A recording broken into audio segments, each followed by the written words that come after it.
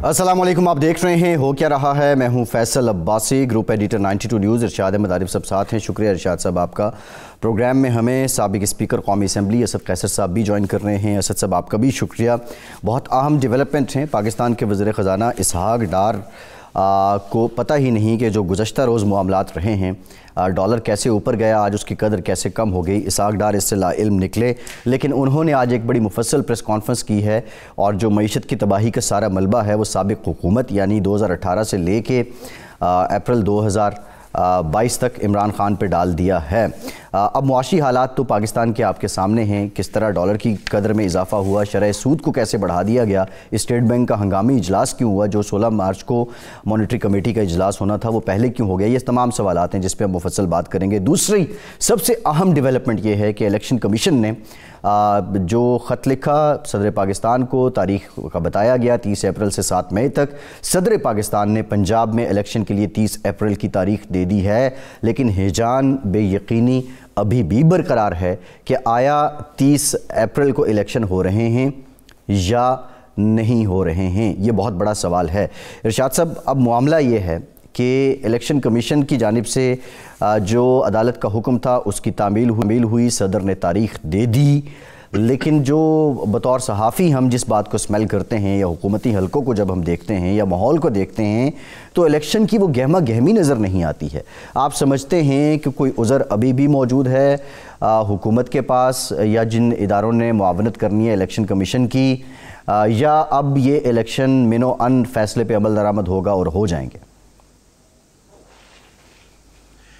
अब असर ये दुरुस्त है कि हम में से कुछ लोग यानी मुक़्तदर हलके जो हैं वो पाकिस्तान को आईन सरजमीन बेआइन बनाने के दरपे हैं, लेकिन पाकिस्तान में एक आइन है और पाकिस्तान की एक सुप्रीम कोर्ट है।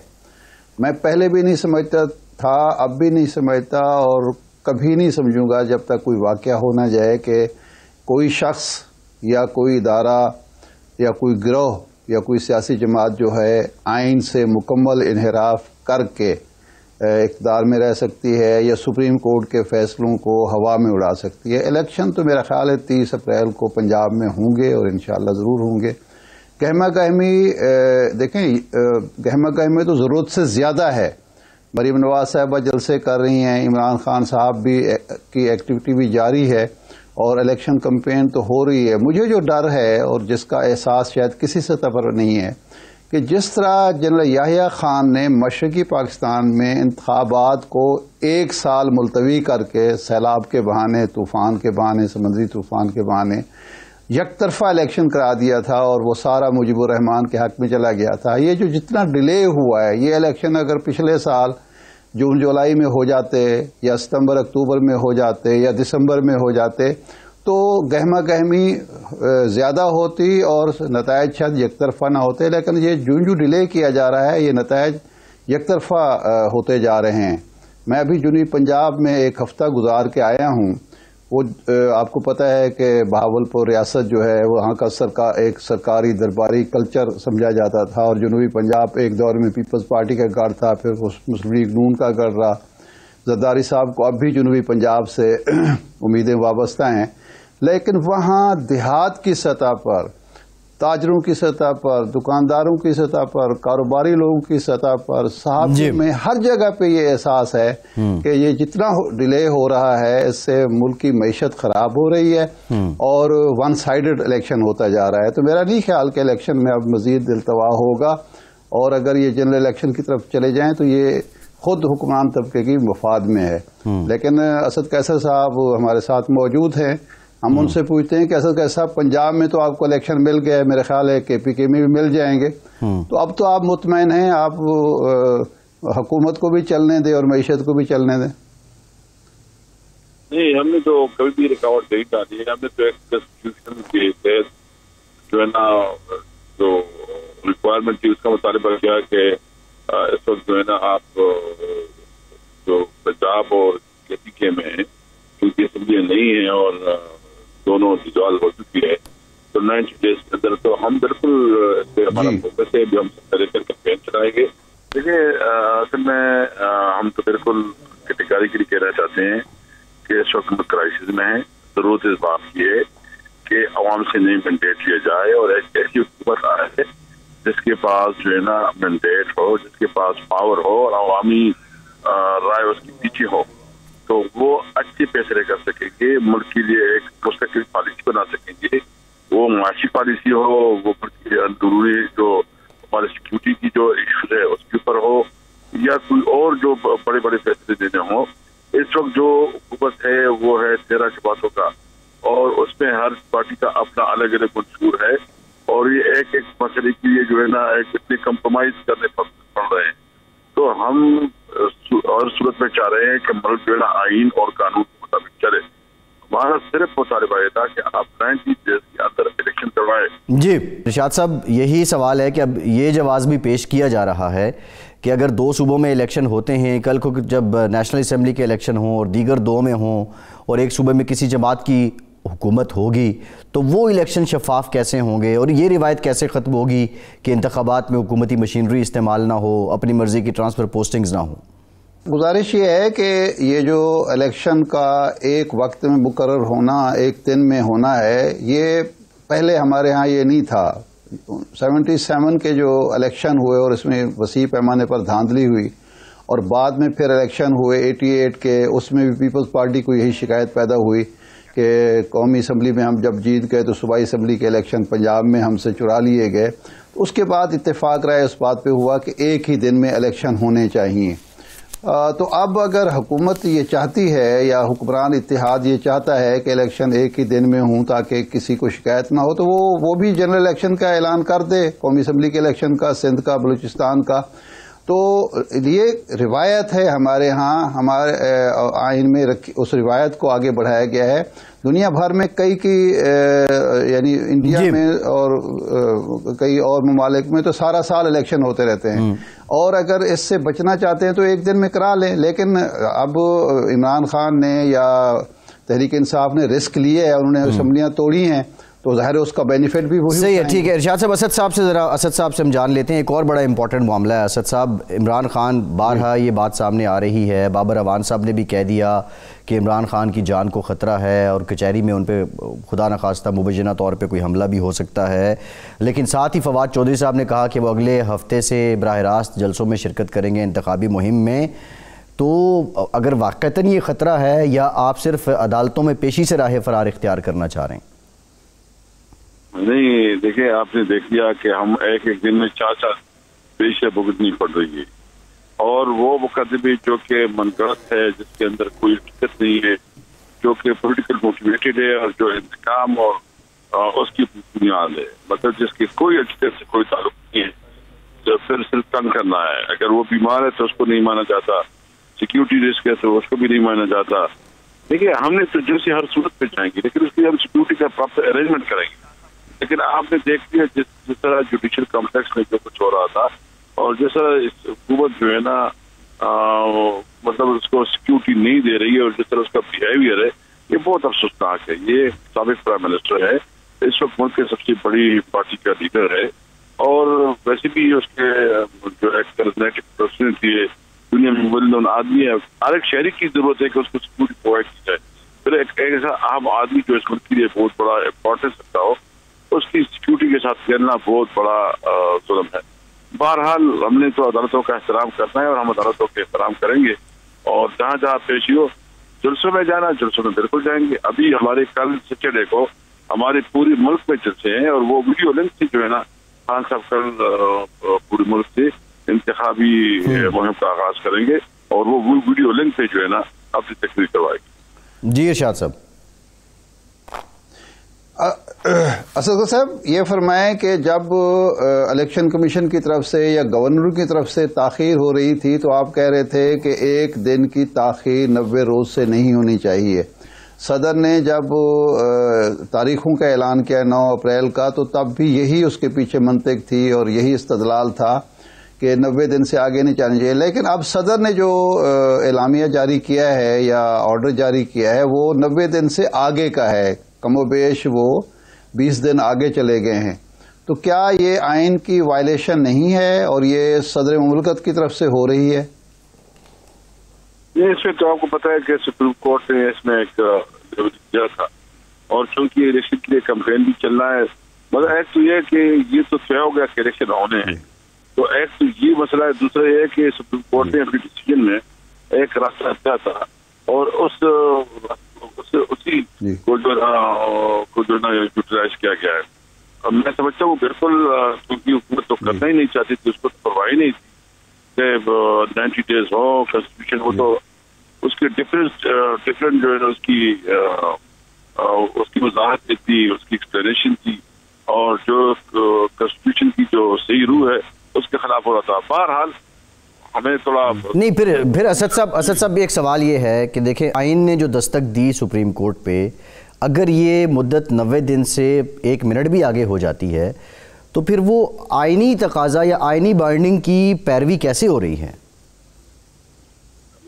ٹھیک ہے، بہرحال سپریم کورٹ سے تو ابھی رجوع کرنا چاہیے، کیونکہ سپریم کورٹ نے راستہ دیا ہے، تو وہ بھی اس وقت اس کے پاس یہ اختیار ہے کہ وہ کنسٹیٹیوشن کی تشریح کرے، اور اگر کوئی سچویشن ہو تو اس کے لیے وہ کوئی راستہ نکال سکتے ہیں، مطلب وہ سپریم پارٹی ہے پاکستان کی، تو چونکہ اس نے ایک راستہ دیا ہے، تو اس کی وجہ سے ہم نے بھی کنسیڈر کر دیا کہ چلے کچھ تو ہم نے بھی ماننا پڑے گا، تو اس وجہ سے ہم نے اس کے اوپر جو ہے نا اپنی لچک دکھائی ہے۔ جی ارشاد صاحب۔ اسد کا صاحب، اب آپ الیکشن کمپین میں جا رہے ہیں، کل سے آپ کا آغاز ہو جائے گا۔ حکومتی وزراء کی طرف سے اور مریم نواز صاحبہ کی طرف سے بار بار یہ بات کہی جاتی ہے کہ آپ کیا نیریٹو لے کر جائیں گے۔ یہ جو ایک نیگیٹو نیریٹو ہے امریکہ کے خلاف، سابق آرمی چیف قمر باجوہ کے خلاف، یا موجودہ حکمران اتحاد کے، پازیٹیو چیزیں کیا ہیں آپ کے حکومت کی جس کو آپ لوگوں کے سامنے پیش کریں؟ کیونکہ نیگیٹو تو لوگوں نے 10 مہینے میں سن لیا، اور حکومت یہ کہتی ہے کہ ہمارے پاس تو بہت بڑا ایجنڈا ہے کہ جی ہم نے 13 سے 18 تک معیشت کو بہتر کیا، اس سے پہلے نواز شریف صاحب نے موٹر ویز بنائی، ملک کو ترقی دی۔ آپ کے پاس ایجنڈا کیا ہوگا، یا یہی نیگیٹو ایجنڈا ہوگا؟ نہیں، ہمارے پاس تو بالکل بہت کلیئر ہے۔ ہم تو ایک چاہتے ہیں اس ملک میں کہ اس ملک میں جو ہے نا ہمارا جو ہے احتساب، اور ہمارا بیسک ہے کہ اس وقت تک کہ ملک آگے نہیں جا سکتا جب تک اسکول سے کرپشن کا خاتمہ نہ ہو، جب تک جو آپ کی ایڈیٹ ہے اس کے اوپر قانون جو ہے نا زوراور نہ ہو۔ جب قانون صرف غریبوں کے لیے اور امیروں کے لیے کچھ نہیں ہو تو وہ سوسائٹی جو ملک نہیں چلتے۔ ہم سمجھتے ہیں کہ قانون کی حکمرانی چاہیے، احتساب ہوگا، اور پھر ہم ایک آزاد خارجہ پالیسی کی بات کریں گے۔ ہم کسی ملک کے ساتھ کوئی ٹکراؤ اور کسی قسم کی دشمنی نہیں چاہتے، لیکن کسی کے ساتھ اپنی خودداری اور اپنی سیلف ریسپیکٹ کو کمپرومائز نہیں کر سکتے۔ تو ہم بیسیکلی، اور ہمارے جو اس وقت انہوں نے اکانومی کا بڑا غرق کر دیا، ہمارے لیے بہت بڑا چیلنج ہے، تو ہم تو ایک یہ کہ ہم کیسے ہم نے انڈسٹریز کو ریلیز دی، ہمارے لیے وہ بہت بڑا، اور اس کی وجہ سے روزگار پیدا ہو گیا۔ ہم ایگریکلچر میں اسپیشل پیکیج دیں گے، اور وہ بھی ہم نے پچھلی حکومت میں کافی پیکیج دیا تھا۔ البتہ کورونا بھی آ گیا، کورونا کی وجہ سے ہمیں مشکلات آئی، تو ایگریکلچر یعنی فارمر کو ریلیز ہمارا ٹارگیٹ ہوگا۔ ہم انڈسٹریز کو دیں گے تاکہ جہاں جس طرح ہم نے فیصلاباد میں ٹیکسٹائل بل کو دے دیا، جو ہم نے کنسٹرکشن انڈسٹری دیا، وہ ہمارے مین پوائنٹ ہوگی کہ ہم روزگار کو کیسے پیدا کر سکتے ہیں جی، اور اس ملک کو کرائسس سے کیسے، جو معاشی طور پر ہماری بہت بڑے چیلنجز ہیں، اس سے کیسے نکال سکتے ہیں۔ اور اس کے لیے ہم نے نئے ڈیسٹینیشن ڈھونڈنے ہوں گے، جو سینٹرل ایشیا، جو رشین ہے، اور جو لک افریقہ پالیسی، افریقہ کے ممالک کی طرف بھی ہم دیکھیں گے، تو ہم بتائیں گے، ایک امید دیں گے اپنے لوگوں کو کہ ملک میں انصاف ہوگا، ملک میں احتساب ہوگا، قانون کی حکمرانی ہوگی۔ اسد صاحب، اب سوال یہ ہے کہ 2018 میں آپ نے انصاف کی امید بھی دی تھی، آپ نے احتساب کی امید بھی دی تھی، لیکن اس میں آپ ناکام رہے، اور ملبہ جو ہے اب آپ کہیں اور ڈال رہے ہیں۔ لیکن اب میں یہ جاننا چاہ رہا ہوں، معیشت کا بیڑا اس وقت غرق ہے، بدحال ہے، اس میں کوئی دو رائے نہیں ہے، لیکن پچھلے 1 سال سے آپ اسمبلیوں سے نکل گئے، پھر واپس آپ اسمبلیوں میں چلے گئے۔ آپ نے معیشت کو بہتر کرنے کے لیے بطور اپوزیشن آپ کی کنٹریبیوشن کیا رہی ہے؟ دیکھیے، ہم تو اپوزیشن یہ کر سکتے ہیں کہ وہ ہائی لائٹ کرے، وہ پریشر ڈالے، وہ اپنی تجویز دے، بتا دے۔ اور آپ کو پتا ہے کہ ہماری جو ٹیم ہے وہ مسلسل جو ہے انالیسس بھی کر رہی ہے، تنقید بھی کر رہی ہے، پروپوزل بھی دے رہی ہے۔ اور میں آپ کو بتاؤں کہ ایک میٹنگ میں ہمارے شوکت ترین صاحب جو ہے ان کے ساتھ بیٹھی بھی تھی، تاکہ ملک کے لیے. لیکن ان کی تو ضد انا اور عمران خان کے خلاف جو اس کی دشمنی ہے وہ تو کسی بھی صورت میں عمران خان کو چھوڑنا نہیں چاہتے. اس کے خلاف کیسے بنا رہے ہیں, اس کے خلاف جو ہے نا ڈس انفارمیشن پھیلا رہے ہیں. ان کی جان کو خطرات جو ہے نا انہیں کی وجہ سے, اس کی پالیسی کی وجہ سے. اور جب روزانہ جو اس کا انٹیریئر منسٹر آتا ہے وہ ایسا لگ رہا ہے کہ جیسے پنجاب سپوں کا سلطان نہیں ہو, وہ جس طرح ڈائلاگ مارتا ہے نا تو سلطان نہیں, اور اس میں کوئی فرق نہیں پڑتا. مطلب ایک ذمہ دار رویہ ہونا چاہیے, سمجھدار. کہ اس ملک پہ اس وقت ضرورت کی بات یہ کہ ملک جو ہے نا مزید پولیٹیکل پولرائزیشن کو کم کر کے ایک مطلب پولیٹیکل جو پولرائزیشن کو کم کر کے نارمل سچویشن کی طرف جانا پڑے گا. اسد قیصر صاحب, آج عمران خان صاحب نے صحافیوں سے ملاقات میں یہ بھی کہا کہ قمر باجوہ صاحب نے جو پالیسی تھی پاکستان کی یا میری یوکرین اور روس جنگ کے حوالے سے اس کو وائلیشن کی ایک بیان دیا پاکستان کی پالیسی کے خلاف, اس کے خلاف کورٹ مارشل ہونا چاہیے. لوگوں کو اصل میں اندیشہ اب خان صاحب سے یہ ہے کہ اگر وہ اقتدار میں آتے ہیں اپنے بلبوتے پر تو اس کے بعد وہ ایک احتساب کے نام پر انتقام کا دروازہ کھولیں گے اپنے مخالفین کے خلاف اور جن لوگوں کی وجہ سے وہ اقتدار سے محروم ہوئے. تو یہ کیا مناسب ہوگا اور کیا واقعی آپ کوئی احتساب کے نام پر انتقام کا ارادہ رکھتے ہیں؟ نہیں, میں آپ کو بتاؤں کہ ہم نے آپ نے ڈسکس بھی کیا تھا. میں نے خود خان صاحب سے ایک میٹنگ کی اور اس میٹنگ میں جو ہے نا ہم نے اس کے ساتھ یہ سارا سچویشن ڈسکس کیا تھا. ہم صرف جو ہے نا ایک بات بالکل خان صاحب نے کہا کہ میں ٹروتھ اینڈ ریکنسیلیشن کروں گا, میں اپنی ذاتی دشمنی میں معاف کروں گا ملک کے لیے, ملک کے خاطر. ہم بالکل کیٹیگریکلی کہنا چاہتے ہیں کہ ہماری پالیسی حتاً یہ نہیں ہوگی کہ ہم انتقام لیں. ہاں یہ ضرور ہے جس نے ملک کے مال و دولت کو کہا ہے, جس نے ملک کے ساتھ زیادتی کے اس حساب لے دیا جائے گا. انتقام نہیں ہوگا, احتساب ہوگا. صحیح ہے. اچھا اسد صاحب, اب خان صاحب نے آج یہ بھی کہا کہ بلوچستان میں جہاز پہ اس لیے اسلام آباد نہیں گیا, مجھے خدشہ تھا کہ مجھے گرفتار کر کے بلوچستان لے جائیں گے. جیل بھرو تحریک آپ کی کل مکمل ہوئی ہے, آپ نے کارکن گرفتار کروا دیے, دیگر لیڈر گرفتار کروا دیے اور خود آپ حفاظتی ضمانتیں لیے پھر رہے ہیں اور گرفتاری کے خدشے کے باعث آپ جہاز پہ بھی سفر نہیں کرتے. یہ تضاد کیوں ہے؟ سب سے پہلے بات تو یہ ہے کہ ہم نے جو ہمارا جو نیریٹو تھا یا جو ہمارا پیغام تھا ہم نے لوگوں تک پہنچانا تھا اور دنیا کو بتانا تھا کہ دیکھیے اس وقت ملک جو ہے نا کانسٹیٹیوشن کے بغیر چل رہا ہے. ملک میں جو ہے اس وقت کوئی قانون اور آئین نہیں ہے. ہمارے پاس اور کیا راستے ہیں؟ ہم تو پولیٹیکل لوگ ہیں, پرامن لوگ ہیں, ہم تو تشدد نہیں کر سکتے.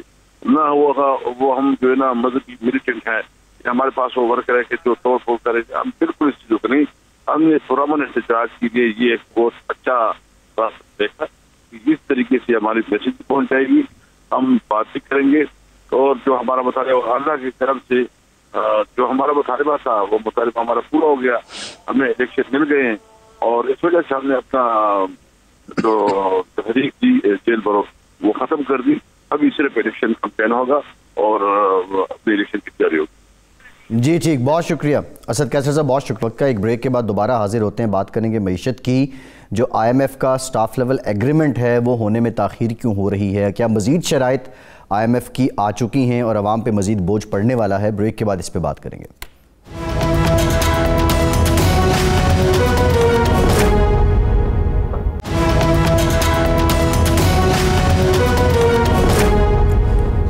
بریک کے بعد ایک بار پھر سے آپ کا خیر مقدم کرتے ہیں. وزیر خزانہ اسحاق ڈار نے یہ کہا کہ ڈالر اوپر کب گیا اور آج نیچے کیسے آیا یہ انہیں معلوم نہیں ہے. اگر یہ پاکستان کے وزیر خزانہ کو معلوم نہیں ہے تو پھر اس پہ ستم ظریفی ہی ہم اسے کہیں گے.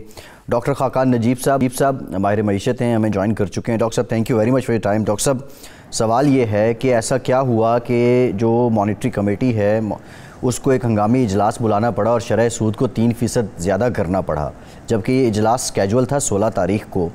سٹاف لیول ایگریمنٹ بھی ابھی تک نہیں ہوا. کیا مزید شرائط IMF کی آن پہنچی ہیں یا آنے والی ہیں؟ بسم اللہ الرحمن الرحیم. Thank you for having me on 92. دیکھیں بڑی کلیئرٹی سے آپ نے بیان کیا اور صحیح بیان کیا. اس دفعہ فرق یہ آ رہا ہے کہ پہلے ہم سٹاف لیول ایگریمنٹ کیا کرتے تھے. میں نے پاکستان کے بیشتر ریویوز کروائے ہیں, جو پرانا پروگرام تھا اس کے بھی, اس پروگرام کے بھی ریویوز کرائے ہیں. ہم سٹاف لیول ایگریمنٹ کیا کرتے تھے, ہم پرائر ایکشنز پہ ایگری کیا کرتے تھے اور پھر ہم پرائر ایکشنز کیا کرتے تھے جب بورڈ سے پہلے, یعنی کہ مہینہ ڈیٹ جو اس میں ہوتا تھا. اس دفعہ آئی تھنک سچویشن, کیونکہ ایک مسٹرسٹ ہے between Pakistan and the IMF, situation تبدیل ہو گئی ہے. انہوں نے آپ کو کہا ہم اسٹاف لیول اگریمنٹ بھی تب کریں گے جب آپ پرائر ایکشنز کریں. چلیں اس میں ہماری بھی بہت سی کوتاہیاں ہیں, ہم نے بارہا انحراف کیا اس پروگرام میں, پچھلے 12-14 مہینے سے انحراف کیا, چیزوں میں تبدیلی کی. اب جب آپ یہ کرنے جا رہے ہیں تو اس کی ایک شرط یہ ہوتی ہے کہ آپ مانیٹری پالیسی اس وقت امپورٹنٹ ہو جاتی ہے جب آپ کی انفلیشن جو ہے وہ بڑھ رہی ہوتی ہے. سو یہ یاد رکھیے کہ اگر ہم قوم سے آنیسٹلی بات کروں میں, تو وہ آنیسٹلی بات یہ ہے کہ ایک ڈسکشن اسٹاف لیول ایگریمنٹ کے لیے ہوئی ہوگی IMF کی, پاکستان کی اتھارٹیز سے, اسٹیٹ بینک سے بھی, اور میں سمجھتا ہوں کہ آبویسلی کیو بلاک فائنانس منسٹری کے آفیشیلز بھی اس ڈسکشن میں ہمیشہ موجود ہوتے ہیں, اور اس ڈسکشن میں ایک لائے عمل طے ہوا ہوگا مانیٹری پالیسی کا. اور چونکہ اسٹاف لیول اگریمنٹ اب متوقع ہے کہ ہم اگلے ہفتے کر لیں گے, تو ایک پرائر ایکشن کو پورا کرنے کے لیے آپ نے مانیٹری پالیسی کی کمیٹی, جس کی 16 مارچ کو میٹنگ تھی, اس کو آگے لا کر کل کر دیا اور 300 بیسس پوائنٹ بڑھا دیا. 300 بیسس پوائنٹ آف کورس تکلیف دہ ہے, یہ تکلیف دہ حکومت کے لیے ہے سب سے بڑھ کے. ڈاکٹر صاحب ایک اسی ضمن میں ایک سوال اور ہے. اب جو اگلی میٹنگ ہے مانیٹری پالیسی کی وہ غالباً 4 اپریل کو ہے, تو ہم یہ توقع کریں کہ اگلے مہینے شرح سود مزید بھی بڑھے گی, کیونکہ انفلیشن 31.5% ہے, تو اس میں تو کہیں نہ کہیں یکسانیت کے قریب تو انہیں لانا ہوگا, تو مزید شرح سود بھی بڑھے گی. یاد رکھیے کہ وہ جو اپریل والی میٹنگ ہے اس کو بھی پری پون کیا گیا ہے, یعنی کہ آگے لایا گیا ہے. سو اب یہ پوزیشن ہے کہ میرے خیال میں اس وقت IMF سے جو چیز طے ہو رہی ہے وہ کور انفلیشن پہ طے ہو رہی ہے. کور انفلیشن پاکستان میں اس وقت چل رہی ہے 21.5% رورل ایریاز میں اور 17.4% اربن ایریاز میں. سو اس کو کہیں سمجھیں کہ 19-20 کے قریب وہ ہے, ہم نے 20 ہی ریٹ کر دیا ہے. لیٹس ہوپ کہ کور بہت زیادہ یہاں سے انکریز نہ کرے. اٹ از پاسبل کہ جب ہمارے پاس مارچ کا ڈیٹا آئے بڑی ہوئی تو ہو, پر بہت زیادہ بڑی ہوئی نہ ہو. I think we are on the higher side اس ریٹ کے بھی, کیونکہ جیسے میں کہہ رہا تھا کہ IMF کو بھی یہ سمجھنا ہے کہ اس کی سب سے زیادہ جو تکلیف ہے وہ حکومت کو خود ہوتی ہے. حکومت سب سے بڑی بورور ہے. آپ کو اگر میں فگر دوں تو آپ حیران ہوں گے کہ یہ 3% بڑھانے سے حکومت کا جو مارک اپ پیبل ہے وہ ہر مہینے کی حساب سے تقریباً 60-70 ارب روپیہ بڑھ جائے گا. اب آپ خود سوچئے کہ حکومت اتنا بڑا ڈیٹ کر رہی ہے, حکومت کا ہی مارک اپ اتنا بڑھ جائے گا. پرائیویٹ سیکٹر جس نے بورو کیا ہوا ہے وہ بھی سلو ہو جائے گا, بٹ چونکہ فنڈ کے ساتھ ہم نے یہ چیز طے کی ہوئی تھی اور ایک کور انفلیشن بڑھی ہوئی آ رہی تھی. انفلیشن کو روکنے کے لیے اگر حکومت نے اور کچھ اقدامات کر لیے ہوتے تو شاید یہ ہمیں نہ کرنا پڑتا. اب وہ اقدامات کیا ہیں؟ سپلائی سائڈ کی ویکنس ہے. آج بھی آپ نے جی اچھا ڈاکٹر صاحب آپ جاری رکھیں, لیکن یہ ہے کہ 20% اگر پالیسی ریٹ ہے یہ بھی جو 23 پہ چلا جائے گا, کیونکہ باقی چیزیں بینک کی ریکوائرمنٹ, کیا اس ملک میں انویسٹمنٹ ہو سکتی ہے, کاروبار جاری رکھا جا سکتا ہے؟ اور اگر ایسا نہیں ہوگا, سلو ہو گیا ہے سارا کچھ, تو پھر اس کے بعد ریونیو کلیکشن میں مشکل آئے گی. تو اس کو بھی ذرا ایڈ کیجئے کہ اس کے اثرات کیا کیا ہیں. سو ایک تو یہ کہ انفلیشن کو سنبھالنے کے لیے حکومت کو اور میجرز لینے چاہیے. وہ یہ ہیں کہ اپنا جو مالیاتی خسارہ ہے اس کو کم کرے, سپلائی سائڈ کو انشور کرے, کیونکہ جو چیزیں باہر سے آنی ہیں وہ رکی ہوئی ہیں بیکاز زر مبادلہ نہیں ہے. فلڈز کی وجہ سے بھی ایک ہٹ آئی ہے, اس کو ہینڈل کریں. اسمگلنگ اور ہورڈنگ کو ہینڈل کریں. اگر یہ سارے کام کریں گے تو آئی تھنک کہ انفلیشن کو آپ تھوڑا سا سنبھال پائیں گے. اب آپ کی بات درست ہے, اس وقت حکومت, اتھارٹیز, اسٹیٹ بینک اور IMF سب مل کر یہ کوشش کر رہے ہیں کہ ایک اسٹیبلائزیشن فیز سے پاکستان گزر رہا ہے. پاکستان ہمیشہ ہی ایک اسٹیبلائزیشن فیز میں رہتا ہے. انفارچونیٹ یہ بات ہے, کیونکہ جب بھی گروتھ ہوتی ہے خسارے اتنے بڑھ جاتے ہیں کہ ہم اسٹیبلائزیشن میں چلے جاتے ہیں. آپ کی بات درست ہے, پاکستان اگلے کچھ ماہ اسٹیبلائزیشن میں ہی رہے گا, جون 2023 تک, جب تک یہ پروگرام کمپلیٹ نہیں ہوتا. اور کوئی ایسی جسے آپ کہیں گے کہ گروتھ کا کوئی فیز ہو یا کوئی امپلائمنٹ نئی کریٹ ہو, ایسا شاید ممکن نہیں ہو پائے گا.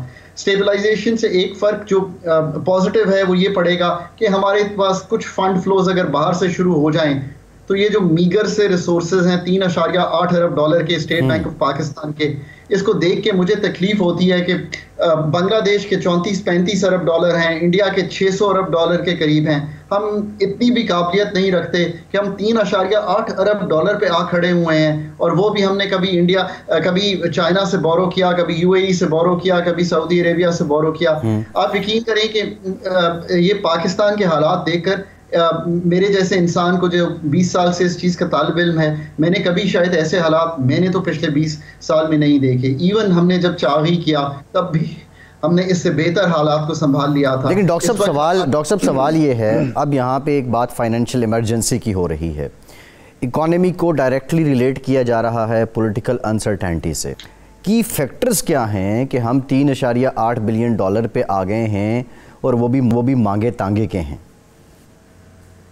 آپ نے بہت اچھا سوال یہ رکھا۔ ایک تو یہ ہے کہ دیکھیں اب سب ڈیپینڈ کرتا ہے، آپ کو اگلے ہفتے میں میرا خیال ہے کلیئرٹی آ جائے گی۔ اگر تو IMF کا پروگرام ہو جاتا ہے تو کوئی بھی ایمرجنسی کی شاید ضرورت جو ہے وہ ختم ہو جائے گی، بیکاز فنڈ فلو شروع ہو جائے گا۔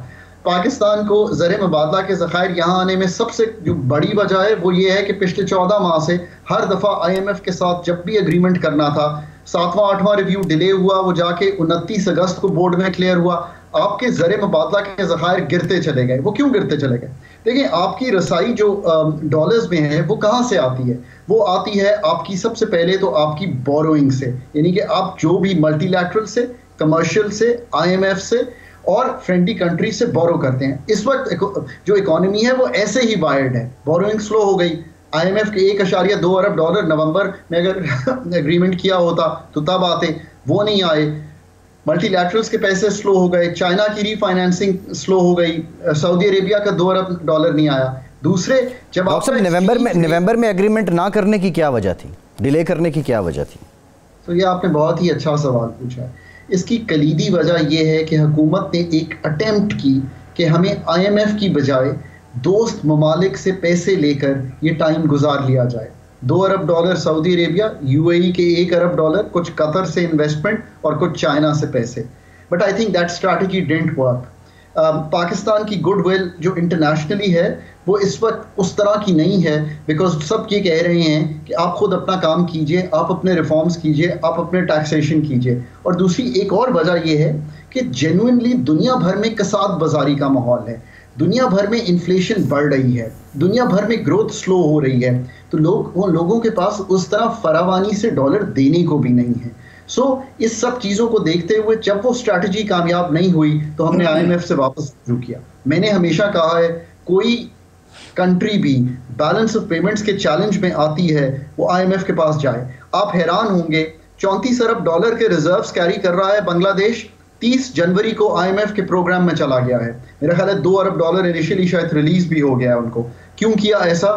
تاکہ جہاں پہ آج پاکستان کھڑا ہے کسی بھی صورت میں وہ وہاں پہ نہ آئے۔ پاکستان نے بیلنس آف پیمنٹس کے چیلنج کو بیلنس آف پیمنٹس کا ایک کرائسس کریٹ کر دیا ہے۔ آپ یقین کریں I am 100% شیور کہ ہمیں یہاں پہ کھڑے نہیں ہونا چاہیے تھا، ہم جہاں پہ کھڑے ہوئے ہیں۔ ٹھیک، ارشاد صاحب۔ ڈاکٹر صاحب یہ فرمائیں کہ آج اسحاق ڈار صاحب نے ایک بڑی طویل پریس کانفرنس کی، انہوں نے کہا کہ یہ جو سب کچھ ہوا ہے گزشتہ 10 ماہ میں آج تک جو ہو رہا ہے وہ عمران خان کی 3.5 سالہ حکومت کی ناکامی، غلط پالیسیوں کا نتیجہ ہے، اور IMF کے ساتھ بھی ہمیں جو مشکلات ہیں وہ بھی عمران خان کی وجہ سے ہو رہی ہیں، اور عمران خان اگر رہتے مزید اقتدار میں، اور جنرل قمر جاوید باجوہ کا انہوں نے حوالہ دیا، تو نہ صرف ملک ڈیفالٹ کرتا بلکہ ملک باقی نہ رہتا۔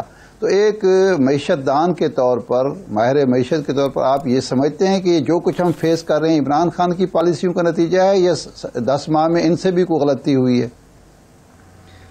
دیکھیے اگر اس کا میں آنیسٹلی جواب دوں تو پاکستان نے شارٹ ٹرم اکنامک مینجمنٹ بھی ویسی نہیں کی جیسی ہونی چاہیے تھی۔ اس میں IMF کے علاوہ ہم نے نہ اپنی ریمیٹنسز کو سنبھالا جو کہ کم ہوئی، ہم نے ایکسپورٹس کو بھی نہیں سنبھالا جو کہ کم ہوئی، ہماری جو FDI تھی وہ تو کم ہی ہو رہی تھی۔ یہ سب چیزیں پچھلے کئی ماہ سے چل رہی تھیں۔ اگر آپ ایک دیکھیے ہم نے اس وقت پیٹرولیم پروڈکٹس کی قیمتوں میں جب کمی کی تو 100-150 ارب مہینے کی نقصان میں چلے گئے۔ یہ بات تو مارچ سے شروع ہوئی کیونکہ پولیٹیکل ٹرموائل شروع ہوا، پولیٹیکل انسٹیبلٹی شروع ہوئی۔ اب اس کے بعد پھر جب نئی حکومت آئی اس نے بھی ٹائم لیا اس کو ریورس کرنے میں. اس کے بعد پچھلے 5 ماہ ہیں. سو اگر آپ سامنے رکھیے تو ہم کلیدی مسائل تو دور کی بات ہے, یعنی کہ فنڈامنٹل مسائل تو دور کی بات ہے, میں اس کی بھی بات کرتا ہوں. ہم شارٹ ٹرمزم میں بھی اپنے وہ مسائل نہیں حل کر پائے جو ہمیں حل کرنے چاہیے تھے. سو یہ پچھلے 12-14 ماہ سے ہو رہا ہے. اس میں ہر مہینہ جو ہے has hurt پاکستان. اس میں پولیٹیکل انسٹیبلٹی کا بھی ایک عنصر ہے. اس میں آف کورس ایکسٹرنل حالات بھی چینج ہو رہے تھے. ایک کموڈٹی کرائسس دنیا میں کھڑا ہوا, یوکرین وار ہوئی, فلڈز آئیں, ان سب چیزوں نے اکٹھا ہو کر ہمیں یہاں پہ لا کھڑا کیا ہے. پر اصل بات یہ ہے کہ کئی دہائیوں سے, میں ایک مثال دیتا ہوں آپ کو. میں نے آج سے کئی سال پہلے کیو بلاک کی ٹیبل پہ بیٹھ کے یہ کہا تھا کہ پینشنز کا جو بل ہے نا وہ اتنا بڑا ہو جائے گا کہ ہم سنبھال نہیں پائیں گے. اب یہ ایک فنڈامنٹل چینج تھا. اس سے میرا کیا مطلب تھا, ہم 260 ارب روپے دے رہے تھے 6 سال پہلے پینشنز میں, آج ہم 500 ارب روپیہ دے رہے ہیں. یہ ملک متحمل ہی نہیں ہو سکتا کہ ہم 500 ارب روپیہ جو ہے وہ دے سکیں. ہم نے وہ کام نہیں کیا. ہم نے ایک کمیشن, دوسرا کمیشن, تیسرا کمیشن, 3 کمیشنز بنائے, ہیڈز چینج ہوئے, وہیں کھڑے ہوئے ہیں. پینشن کا بوجھ ہم پہ بڑھ رہا ہے. کہنے کا مطلب یہ ہے کہ شارٹ ٹرمزم میں بھی آپ کے سامنے رکھ دیا, لانگ ٹرم پالیسیز تو بالکل ہی نہیں کی. انرجی کا خسارہ جب آئی ایم ایف سے اس سال ڈسکس ہوا, آپ حیران ہو جائیں گے, ہم نے کہا 952 ارب روپے کا نقصان ہے اگر ہم کچھ نہیں کرتے. پھر ہم نے, آئی ایم ایف نے کہا پرائسنگ چینجز کرو, آئی ایم ایف نے کہا ایفیشنسی کے چینجز کرو, آئی ایم ایف نے کہا کہ سر چارجز لگاؤ, آئی ایم ایف نے کہا کہ اپنے کلیکشنز بہتر کرو. تو ہم نے کچھ آگے اس کی طرف چلے. پھر آئی ایم ایف نے کہا کہ کچھ ٹیکسز کلیکٹ کرو, اس سے یہ چیز پوری کرو. دیکھیں نا, یہ چیزیں تو آپ کے کرنے کی ہیں, آپ سب ڈسکوز لیے بیٹھے ہیں. سو یہ ہے ملک کی اوور آل صورتحال, اچھی نہیں ہے. جب تک ڈاکٹر صاحب لاسٹ کویسچن بریفلی کمنٹ کر دیں, اگر اگلے ہفتے سٹاف لیول ایگریمنٹ ہو جاتا ہے تو پھر آپ نے پہلے کہہ دیا کہ فائنینشیل ایمرجنسی کے چانسز نہیں ہیں. اگر سٹاف لیول ایگریمنٹ نہیں ہوتا تو پھر کانسیکوینسز کیا ہوں گے؟ پھر کانسیکوینسز یہ ہیں کہ پاکستان کو پھر ہر صورت میں یا تو friendly countries should come forward, اور جب تک آئی ایم ایف سے ایگریمنٹ نہیں ہوتا تو وہ ہمیں فائنینس کریں. اگر ایسا بھی نہیں ہوتا تو پھر ہمارا جو ڈیفالٹ رسک ہے وہ بڑھ جائے گا. بٹ میرا بیسٹ کیس سیناریو یہ ہے کہ, اور جو میری گفتگو ہوئی ہے, پاکستان نے تقریباً سارے پرائر ایکشنز جو ہیں وہ قریبی طور پہ پورے کر دیے ہیں. ہم بہت قریب ہیں سٹاف لیول ایگریمنٹ کے. اب جو بھی چھوٹی موٹی چیز رہ گئی ہے, آج ہمیں اپروول ہونی ہے 3 روپے 50 پیسے یا 3 روپے 82 پیسے کا ایک سر چارج ہے. کیبنٹ کی سمری موو ہوئی ہے, میرا خیال ہے رات تک اپروول آ جانی چاہیے یا کل آ جانی چاہیے. وہ ہم پاس آن کر دیں اگر آئی ایم ایف کو, اور 1-2 اور ایکسٹرنل فائنینسنگ کی کمٹمنٹس آ جائیں تو we should move to it. دعا کریں کہ یہ ہو جائے. جی دعا ہے کہ اسٹاف لیول ایگریمنٹ ہو جائے. ڈاکٹر خاقان نجیب صاحب بہت شکریہ. ایک بریک لیتے ہیں, بریک کے بعد آپ کو بتائیں گے مریم نواز جلسے میں ٹرک کیوں لے آئیں, اور عمران خان کی جان کو جو خطرہ ہے یہ سارا معاملہ کیا ہے. بریک کے بعد بات کرتے ہیں.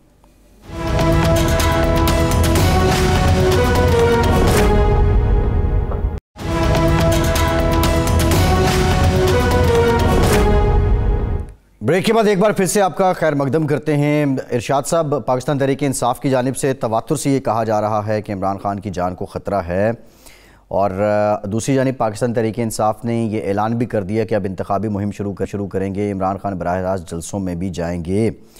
عمران خان پہ پہلے بھی ایک حملہ وزیر آباد میں ہو چکا ہے, لیکن ایک جانب یہ جان کو خطرہ, دوسری جانب جلسوں میں جانا, آپ سمجھتے ہیں کہ یہ کوئی عقل مندی کا فیصلہ ہے؟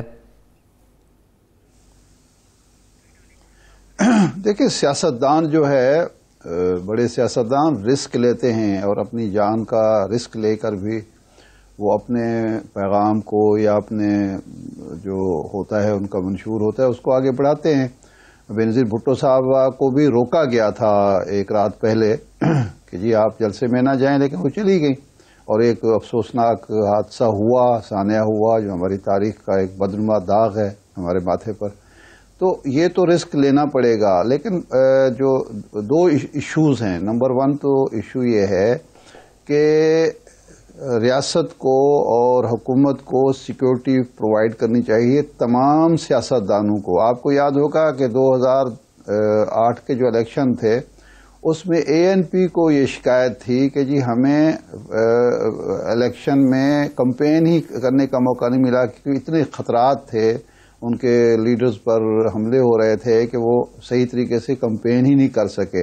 تو اب کم از کم حکومت کا یہ فرض بنتا ہے کہ وہ ایسے حالات پیدا کرے, خاص طور پر جب عمران خان صاحب پر ایک حملہ پہلے بھی ہو چکا ہے کہ دہشت گردی کا یا لا لیسنس کا یا عمران خان صاحب کی جان کو خطرے کا کوئی امکان باقی نہ رہے. نمبر 1.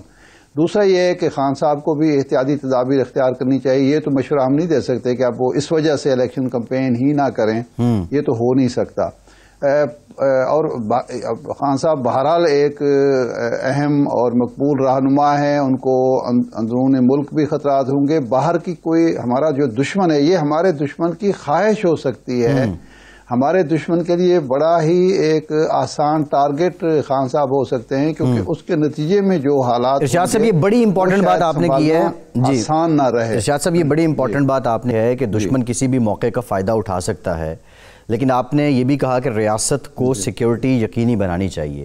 لیکن عمران خان کے ہواری جو انفلوئنسر ہیں, ان کے حامی لوگ ہیں, ان میں سے چند ایسے ہیں جو ملک سے بھاگ گئے ہیں اور وہ ریاست کے کچھ اداروں کے سربراہوں کو تو وہ منصوبہ بندی کا حصہ قرار دے رہے ہیں. اور اب ایسے میں جب ماحول ہے, خان صاحب کو اپنے کارکنوں کے لیے اور اپنے حامیوں کے لیے یہ تو الٹا پی ٹی آئی جان کو خطرہ اس بیانیے کو ترویج دے رہی ہے. آپ نہیں سمجھتے کہ یہاں پہ کنٹرول کرنا ہوگا عمران خان کو, اپنے کارکنان کو اور اپنے چاہنے والوں کو؟ نہیں عباس صاحب, بات یہ ہے کہ ان کے کارکنوں کو یقیناً کسی پر الزام تراشی نہیں کرنی چاہیے, لیکن جب ایک واقعہ ہو چکا ہے تو اس لیے اس کی حساسیت کا احساس تو ہم سب کو کرنا چاہیے نا, کہ ایک صرف یہ شیر آیا والی بات نہیں ہے. ایک حادثہ ہو چکا ہے وزیر آباد میں, اور دوسرا یہ ہے کہ کیا وجہ ہے کہ خان صاحب یہ بات بار بار کہہ رہے ہیں کہ یہاں کوئی منصوبہ بندی ہو رہی ہے. اب اس منصوبہ بندی کو ختم کرنا تو حکومت کی ذمہ داری ہے نا, یا اداروں کی ذمہ داری ہے. وہ تو خان صاحب یا اس کے جو ساتھی ہیں وہ نہیں کر سکتے. تو میں تو صرف عمران خان کی بات نہیں کر رہا, مریم نواز صاحبہ ہوں, بلاول بھٹو ہوں, باقی جو لیڈر ہیں جو ظاہر الیکشن کمپین پر نکلیں گے, ان سب کی حفاظت ہونی چاہیے تاکہ کوئی ناخوشگوار واقعہ نہ پیش آئے. لیکن بجائے اس کے جو افسوسناک پہلو ہے وہ ایک وزیر داخلہ بجائے اس کے کہ وہ اہتمام کریں, اقدام کریں, وہ بھی روزانہ کوئی ایسی بات چھوڑ دیتے ہیں اور جس کی وجہ سے لگتا یہ ہے کہ اس معاملے کی سینسٹیوٹی کو, حساسیت کو سمجھا ہی نہیں جا رہا کہ دشمن کیا چاہتا ہے, دشمن کے مفاد میں کیا ہے اور ہمارا قومی مفاد کیا ہے. یہ مسئلہ سیاسی مخالفت یا سیاسی موافقت کو تو نہیں ہے, یہ ملک کی سلامتی سے جڑا ہوا مسئلہ ہے. بالکل ٹھیک ہے. یہ صرف یہ کہہ دینا کہ جی وہ جو پروپیگنڈا ہو رہا ہے, ایک واقعہ ہو چکا ہے تو اس کو پروپیگنڈا قرار دے کے نہیں کیا جا سکتا. لیکن ارشاد صاحب بعض معاملات ایسے بھی ہیں کہ جی اب ارشاد صاحب جب کراچی میں کارساز کا واقعہ ہوا, وہ ایک واقعہ ہو چکا تھا, بینظیر بھٹو کی لائف ایٹ رسک تھی, تو اس کے بعد بہتر انتظامات کی ضرورت تھی نا. بالکل ٹھیک ہے ارشاد صاحب, جی یہ تو ہماری بات ہی نہیں مان رہی, یہ تو کوئی بات نہیں. بالکل ٹھیک ہے ارشاد صاحب, یہ بات بالکل ٹھیک ہے آپ کی کہ ریاست کی ذمہ داری بنتی ہے. اچھا میں ایک چیز میں آپ سے میں ایک بات کہنا چاہ رہا تھا. میں نے ابتدا میں ذکر کیا تھا جنوبی پنجاب کا میں دورہ کر کے آیا ہوں.